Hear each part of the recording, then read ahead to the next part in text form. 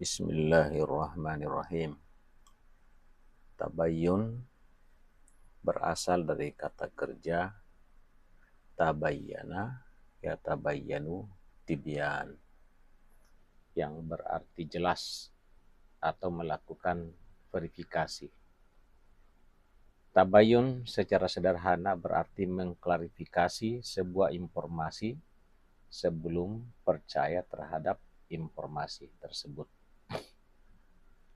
Dalam konteks Islam, perintah tabayyun terdapat dalam Al-Quran. A'udzubillahi minasyaitonirrajim. Ya ayyuhalladzina amanu in ja'akum fasikun binaba'in fatabayyanu an tusibu qauman bijahalatin fatusbihu ala ma fa'altum nadimin. Hai orang-orang yang beriman, jika datang kepadamu orang fasik membawa suatu berita, maka periksalah dengan teliti agar kamu tidak menimpakan suatu musibah kepada suatu kaum tanpa mengetahui keadaannya yang menyebabkan kamu menyesal atas perbuatanmu itu. Al-Hujurat ayat 6. Siapakah orang fasik?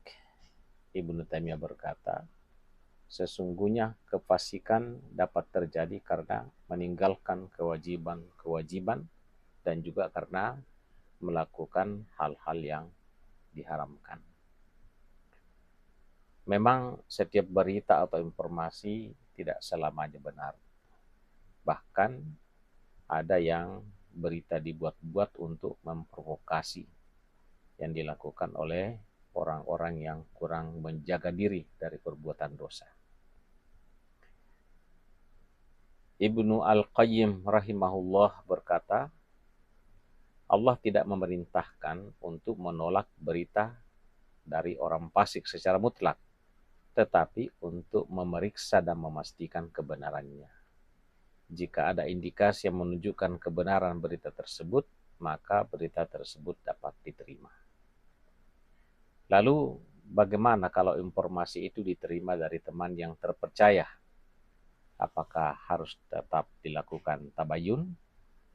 Kalau sumber informasi dari dia, tidak perlu. Misalnya, dia melarang kita melewati jalan macet yang telah dia lalui.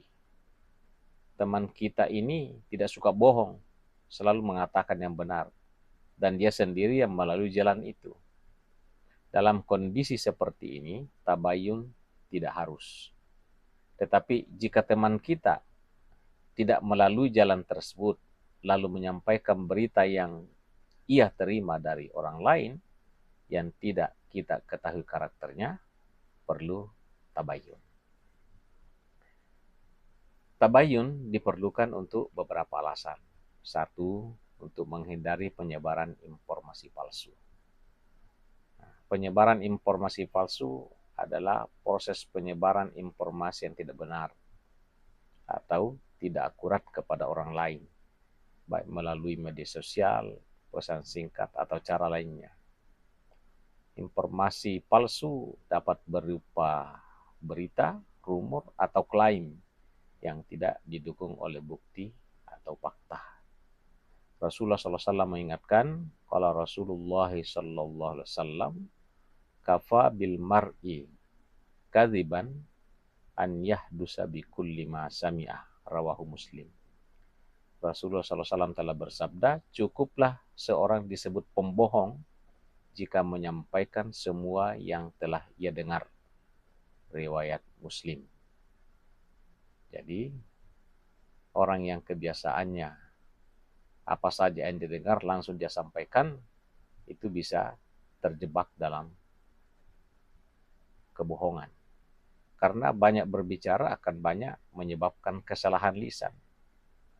Seorang muslim diperintahkan untuk berlaku jujur dalam perkataan dan ucapannya, serta memastikan kebenaran dari setiap apa yang dia ucapkan atau sampaikan, agar tidak terjatuh dalam kebohongan. Nabi SAW memberitahu bahwa cukup bagi manusia sebagai penyebab terjatuh dalam kebohongan adalah berbicara dan memberitahu setiap apa yang dia dengar, tanpa memeriksa atau memastikan kebenarannya. Karena manusia biasa mendengar kebenaran dan kebohongan. Maka jika dia berbicara tentang setiap apa yang dia dengar, maka dia telah memberitahu dengan perkataan yang mengandung sebagian kebohongan. Kebohongan pada hakikatnya adalah memberitahu tentang sesuatu yang tidak sesuai dengan kenyataannya. Ini adalah seruan Nabi untuk berhati-hati dalam memberitahu dan tidak memberitahu setiap apa yang dikatakan tanpa memeriksa. Kedua, menghindari fitnah dan konflik. Di sini juga tabayun diperlukan. Jika seseorang memberitahu Anda bahwa teman Anda telah melakukan sesuatu yang tidak baik, Anda dapat melakukan tabayun dengan bertanya kepada teman Anda langsung untuk memastikan kebenaran informasi tersebut. Jika Anda menerima pesan yang menyatakan bahwa seseorang telah berbicara buruk tentang Anda dapat melakukan tabayun dengan bertanya kepada orang tersebut langsung untuk memastikan kebenaran informasi tersebut. Dengan melakukan tabayun, kita dapat memastikan bahwa informasi yang kita terima benar dan tidak salah paham, sehingga kita tidak akan bereaksi secara berlebihan atau salah. Yang ketiga, menghindari keputusan yang merugikan. Misalnya, seorang datang memberi informasi kepada Anda tentang model handphone baru yang dia tawarkan kepada Anda. Tentu saja sebagai penjual akan memberikan informasi yang menarik. Jangan langsung beli, tabayun dulu. Cari dulu informasi yang benar tentang produk tersebut. Bisa lewat teman yang sudah menggunakan handphone tersebut atau lewat review online. Jika Anda mendapatkan informasi yang tidak akurat atau tidak lengkap, itu bisa menimbulkan kerugian finansial atau penyesalan. Demikian pula dalam memilih karir, memilih jodoh, berinvestasi, tabayun sangat diperlukan sebelum mengambil keputusan. Yang keempat adalah untuk menghormati kebenaran dan keadilan. Tabayun merupakan salah satu cara untuk menghormati kebenaran dan keadilan, serta memastikan bahwa kita tidak menyebarkan informasi yang dapat merugikan orang lain.